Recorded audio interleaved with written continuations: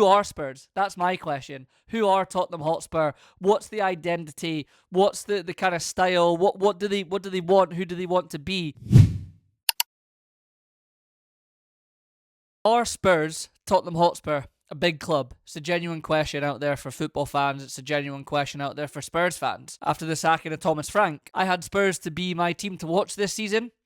I liked the appointment of Thomas Frank going in there. I thought the balance that they had with Ange Postecoglou showed that they could attack. They'd had that coach in them. And I think seeing Thomas Frank, what he did at Brentford, was a good kind of mix of not being a tight defensive unit that just plays long and sits on the edge of their box and teams try and break them down, but also a team that can go forwards and counter-attack with pace and still have that solidity. So I thought he could add the solidity to them while keeping the attacking kind of prowess and attacking players. And it's not really worked. And if I really look around at that Tottenham Hotspur squad, if I really do look at that Spurs squad and I start to think of the players that are in there, Vicario, he's alright. Is he great? No. Pedro Porro, I really, really like. Probably would have had him at Liverpool.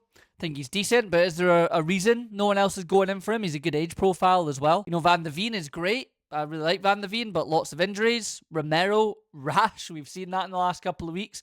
He's a good defender, but I wouldn't have a defender like that in my team. It's too rash. It's you can't control what he's going to do as a manager. You never know it. The passion's good, but it's too much. You go through the midfield, like Pape Sarr. Yeah, he's all right. James Maddison, all right, is decent. Does he get into any top 4 team, 5 team in the league, 6 team in the league? Probably not, to be quite honest with you. Xavi Simons, good reputation, but he's bounced around a lot. That probably says a little bit of something. I like Mohamed Kudus. Obviously, he's been injured. I've seen him play at Ajax, West Ham. Maybe not a right move for him, but I really thought he could have kind of been the Embuemo version under Thomas Frank. Dominic Solanke, again, has had opportunities at Chelsea and Liverpool, hasn't quite made it, drops down to Spurs. I like Kuleveski, again, long-term injury. He is good. Does he again get into any kind of top 5, 6, 7 team? I don't think so. And there's a few others you can go round and round the squad. So overall, when I really look at it, it's not a great team. It really isn't. And the instability of the constant managerial shifts and the constant kind of style changes, it hasn't really helped. I mean, I'm 32, so I'm born in 1993, so my real first memories of football that are the early 2000s, 2001 and onwards, really. And I'm all for the history of clubs, understanding Spurs, you know, the history back in the 50s, 60s, all that time period. I understand there's a name of Tottenham Hotspur. I get it, right? I do totally get that. Trust me, I've been through it as a Liverpool fan when, okay, still won trophies, but not winning a lot, and you're kind of running off your history that's getting further and further and further behind you. But for me, Chelsea, just because Abramovich came in and won it in my lifetime, they're a bigger club than Spurs. They might not be historically what Spurs have, but in my 32 years of being on the planet, I would kind of say Chelsea are, for an example. We had Pochettino there for a little bit under Spurs, done a really good job, just didn't quite make it. Champions League final, came second. A little period in there where it was something really, really good. But Spurs, for me, have always just kind of been that team is, can they get into 4th place?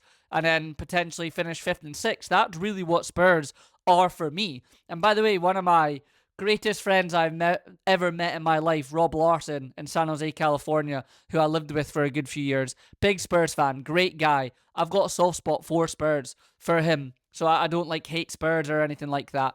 But just what are Spurs expected to be? Now, sitting 5 points off the relegation zone is absolutely not where Spurs expect to be. They should be expected to probably challenge for Champions League and European places.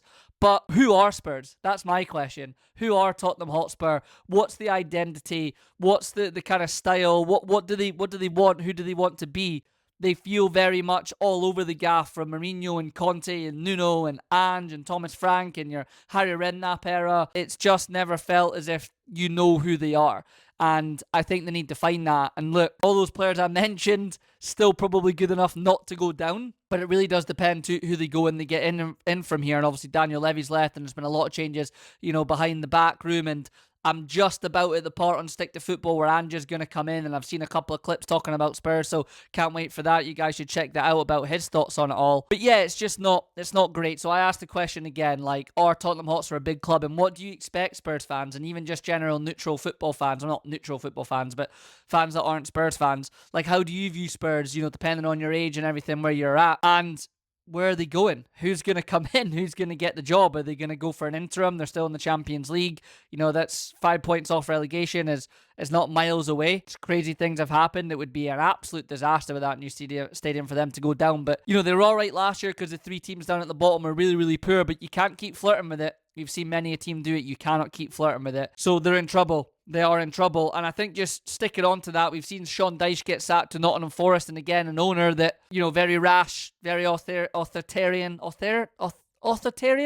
if that's the right word, kind of driven, dictatorship. And you know what you're going to get with Sean Dyche, the football, the style and everything that they've had, that's just kind of what he does at Forest. And it felt like when the whistle went and there was the boos and you seen him leave the pitch, you thought, yeah, he could be done, almost if there was a discussion that had been had. So again, where do they go? And I think they're going to be the first team to have had 4 managers in the season, which is absolutely crazy. And yeah, again, maybe a little bit of a bounce from a new manager coming in, but it's a tough one. It's a tough one. I think Forest in a little bit of trouble. West Ham have looked a little bit better under Nuno. They just lose out against Manchester United.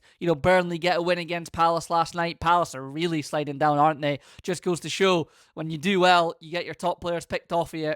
Here comes a slide and the manager's leaving. I don't think they'll get relegated, but they need to be careful because the players will be looking around thinking, well, he's going, I kind of want to go. Mateta's gone, Gahey's gone, all those things. Eze, Elise have all left. Yeah, they're on a bit of slide, so Palace need to be careful. But let me know what you guys think about Nottingham Forest as well, and if the Sean Dyche sacking was a right or wrong one too. As always, like and subscribe to the channel if you enjoy the videos, and until the next one, have a good one, all right? Peace.